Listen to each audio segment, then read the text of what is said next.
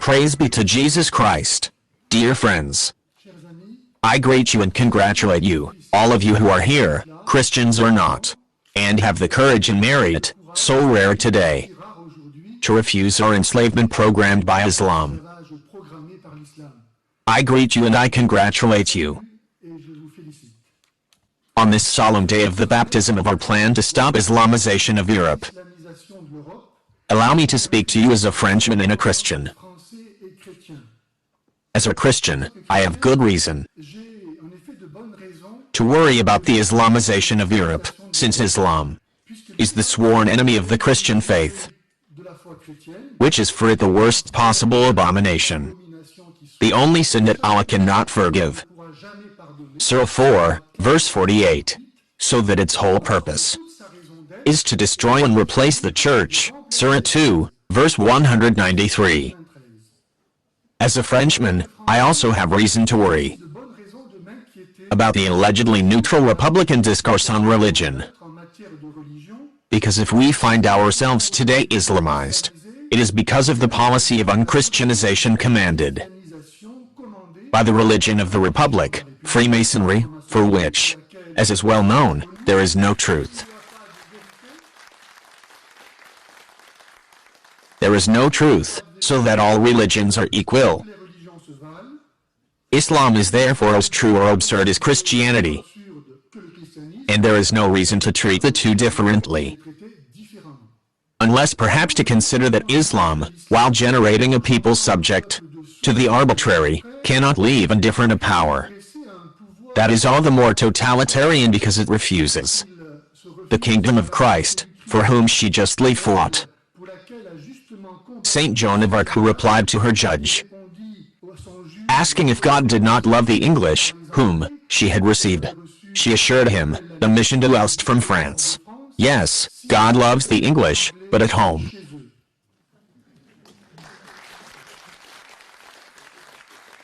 The anti-Christian connivance between Islam and secularism, this perversion of the teaching of Christ distinguishing the natural and supernatural orders, also rejected by Islam, was very well expressed in a famous phrase by the mayor of Strasbourg. In the cafeteria we serve halal for the sake of diversity, but no fish on Friday, out of respect for secularism. Here is a magnificent verification of the word of Christ, who is not with me is against me. Because, unfortunately, even in the Church, welcoming Islam has often become a virtue, and denouncing it a sin. I would like to show that stop Islamization is on the contrary a vital and urgent requirement of charity.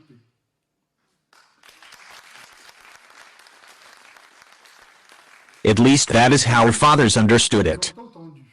The kingdom of the Franks, who remained Catholic, alone, amidst nations that all became heretical, and because of that, all politically divided, pushed back the expansion of Islam, which was halted at the Battle of Poitiers. Spain, Provence, and Burgundy had become Arian, North Africa Donatist, Egypt Monophysite, Syria and Palestine Nestorian, and they all fell under the power of Islam. It is a history lesson, a sick church. An apostate people easily pass into Islam. It was popes and saints who, in accordance to the gospel, inspired the Reconquista, the Crusades, the battles of Lepanto, Belgrade and Vienna. If the Church had not inspired and supported these fights against the Muslim invasion, we would all be Muslim today. And this is what our children and grandchildren will be, if we listen to the voices of these cowards and traitors, who want to convince us that the Islamization of Europe is inevitable.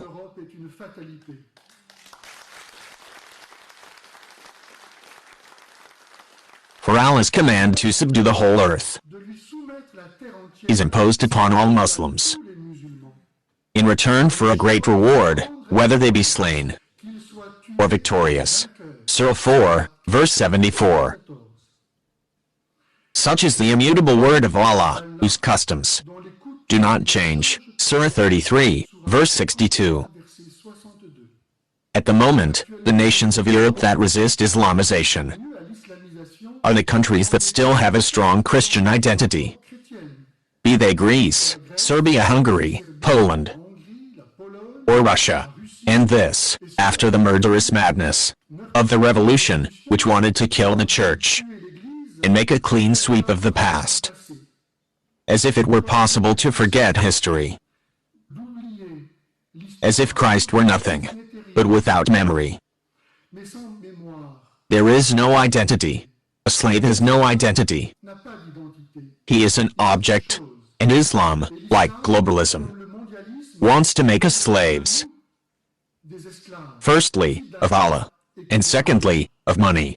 How long will it take Europeans to reject anti-Christian propaganda and stop despising Christ? We cannot serve two masters. To not want the light is to want the darkness.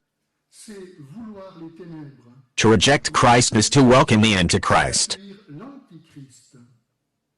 In the parable of the tares, Jesus warned us of the coming of Islam. He prophesied that after the preaching of the gospel in the field of the world, engendering the good grain of the sons of God, would come the devil, would give himself cursed offspring by sowing the tares. This plant, still called zizani, an entire program, which resembles wheat, as Islam pretends to be the only true religion, and is poisonous, as Islam teaches hatred. In the name of Allah, Allah loves those who go so far as to kill for him. Surah 61, verse 4. The workers proposing to uproot this weed, the master forbade to do so, lest they at the same time tear up the good grain, for there are brave people everywhere. And Muslims are also called for salvation. If some want to lie to themselves by distinguishing a good Islam from a bad Islam, Islam from Islamism. For us the distinction is between Muslims and Islam. I love all Muslims, as they, like me, are human beings, but I hate Islam with all my soul.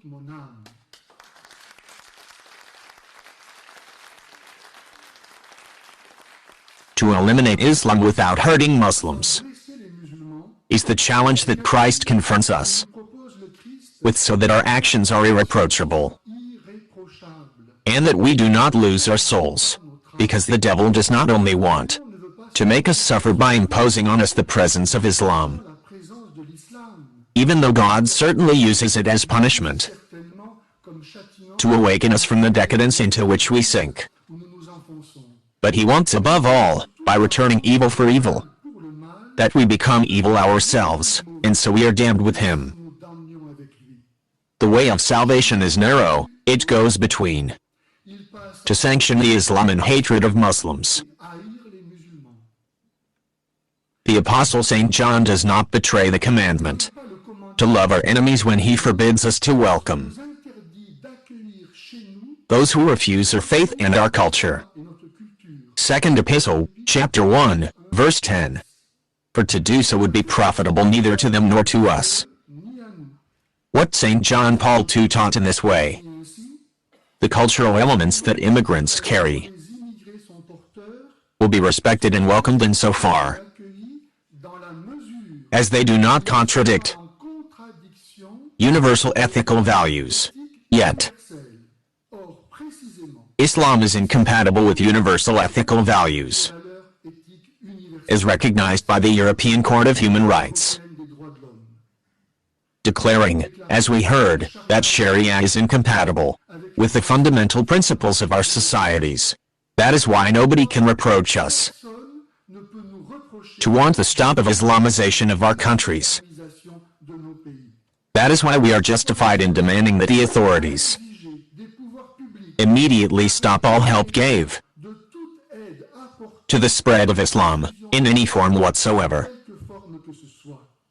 On the basis of this incompatibility of Sharia With universal ethical values, we can signal ourselves at the reception to form groups tasked with demanding, each one, the prohibition of all literature teaching the principles of Sharia, the dissolution of any organization related to the Muslim Brotherhood, such as the UOIF examining the past funding of mosques and cultural Muslim associations, the cessation of the construction of mosques, the abolition of the automatic acquisition of French nationality by the right of the soil, the abolition of dual citizenship, tougher visa standards for Muslim countries, the cessation of any military aid to Muslim groups or states, the ban on halal slaughter, the cancellation of the preferential tax regime granted to Qatari and Saudi buyers. In short, it is a matter of giving Islam the status of an enemy of the human race, which it claims. Between us and you is enmity and hatred forever, until you believe in Allah alone.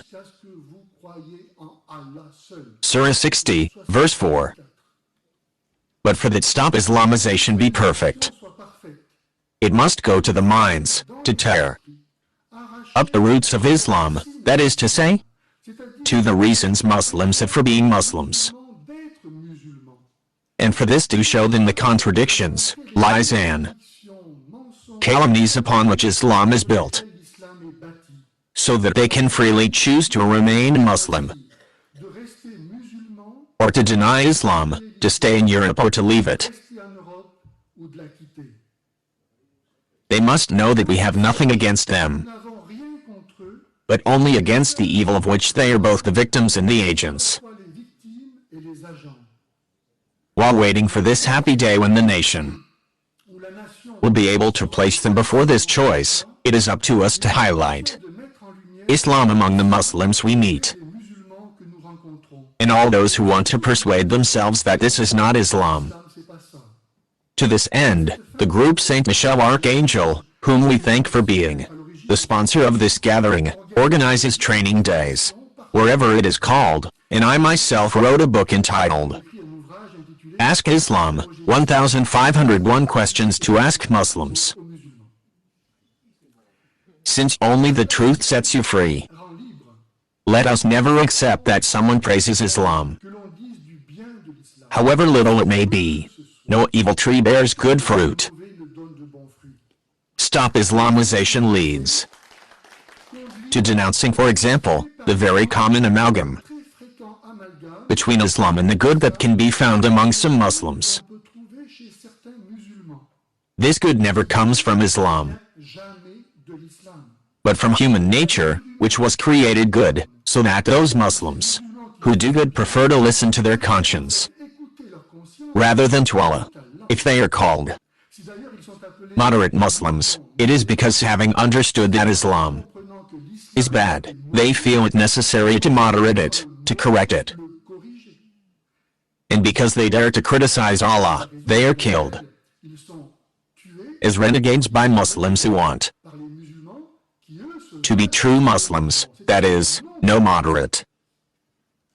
This amalgamation between nature and religion still serves to criminalize the criticism of Islam in the name of anti-racism, as if being Muslim was a fact of nature and not of culture. In the opposite direction, it is used to denigrate the Christian faith due to bad acts committed by Christians, and to those who, in order to make us believe in the capacity of Islam to produce some good, and for that reason present us, for example, with Persian miniatures of the 14th century, we must answer that an Islamized people can never produce anything good, thanks to Islam, but always in spite of Islam. As true as the refusal of the incarnation, the visible manifestation of the truth, Islam also necessarily refuses the representation in communion with Asia Bibi and all no-Muslims, living continuously in fear of being accused and sentenced to death for blasphemy, let us proclaim loud and clear that we ourselves are blasphemers. Indeed, by the mere fact that we refuse to convert to Islam, we confess implicitly, but necessarily, that we hold Muhammad as an impostor.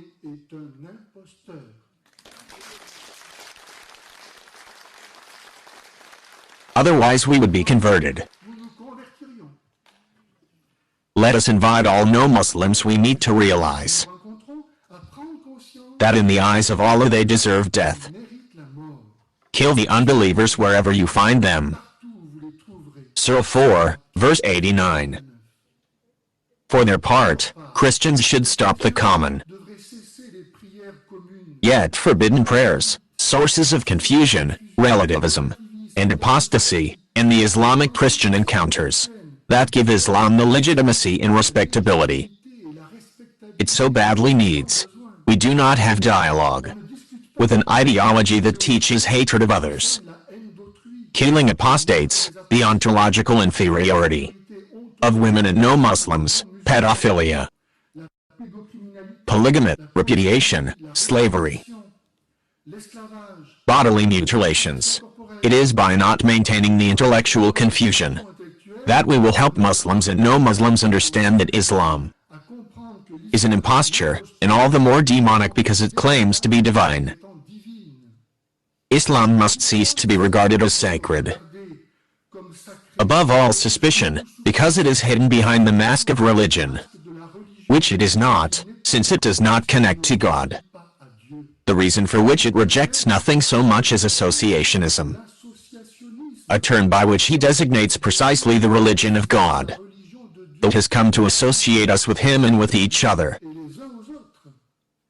Who can come after Christ, if not the Antichrist? But we can only eliminate what we replace. In 1906, Charles de Foucauld said of the Algerians, if we do not succeed in making them Christians, they will never be French, for their dogmas are opposed to it, and they will drive us away. And this is what happened 50 years later, under the auspices of the Freemason Third Republic, having prevented the evangelization of our colonies. This is how much it is true that to fight the falsehood of Islam leads to the recognition of the truth of Christianity. But what Charles de Foucauld did not foresee is that after driving the French from Algeria, the Muslims would one day be in Europe, and would Islamize it? Here is verified this other saying by Jesus, who does not gather with me, disperses. So I say to you, dear friends, if the West does not return to Christ, who gave his life for our sake, and received all power in heaven and on earth, we will not weigh against the Muslims, who are not fool enough to exchange the goods of this world against the goods of eternity.